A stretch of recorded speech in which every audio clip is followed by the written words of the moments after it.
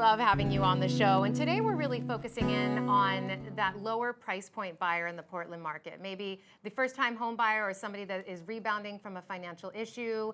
We're going to be talking about the person that might be approved for around $250,000. But as you were saying earlier, the median home price for a house in the Portland area is $395,000. That's almost $400,000. There's quite a price discrepancy there. So what is that person supposed to do? How do they get into the market?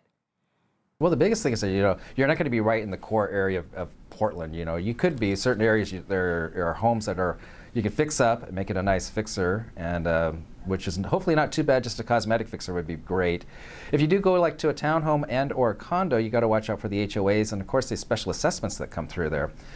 Special assessments been happening a lot, especially on siding here, because it is rainy here sometimes a lot, and a lot of trees around, so they've got siding that's actually rotting out. And so they end up with sometimes $20,000 to $30,000 for special assessments to get the new siding done on the condo.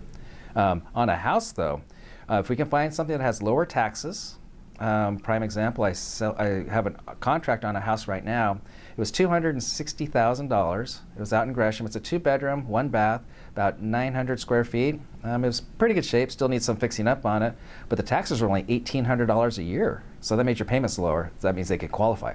So that's the biggest thing.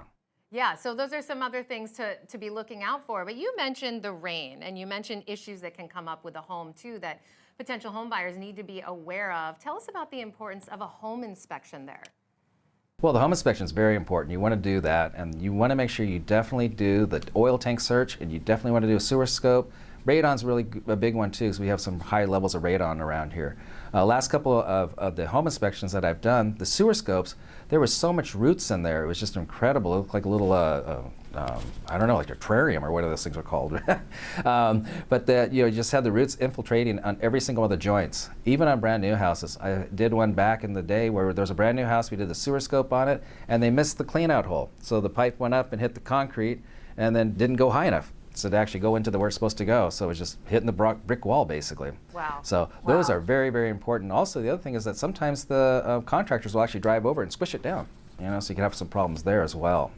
So very important to get that home inspection done and to know what you're walking into. Now, another option for people might be to buy a home that maybe needs some fixing up. A fixer-upper, we see it all the time on HGTV, put some sweat equity into a property. What are your thoughts on that? Are there opportunities and investments still in the area? Yes, there is, and sometimes, the investors are really big to come and grab those houses right away, that they know they can get the biggest bang for their buck, basically. But as a homeowner, you're going to go in there, and it's best just to do the sweat equity. I mean, I did it myself. My first house I got, it was bitten by the 70s bug, so it was pretty bad.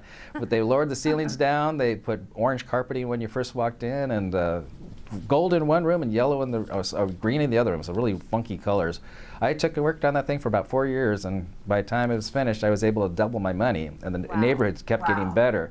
And that does help. As somebody keeps working on their house, maybe the neighborhood doesn't look great now, but it will as you're taking care of the yard, making it look nice and pretty, and getting the house spruced up, and people take notice and they'll start doing the same thing and kind of do the same suit.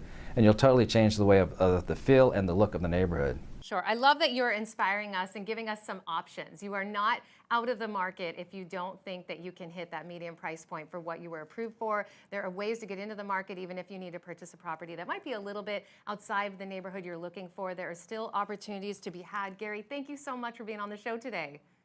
Oh, thank you so much, Jen. And one more thing I wanted to just say is, when you're buying your first house or you're down at the 250 range, one thing important to think about is it's going to be stepping stones till you get to the house that you really want. I did 3 or 4 of them before I got the house that I was wanting to have. And so it took a while to get there, so it's very important. It is very important, and people need to know, just get into the market. Start somewhere, and you will get there. Gary, thanks again for your time. You as well. And be sure to stick around. We'll be right back with more of The American Dream.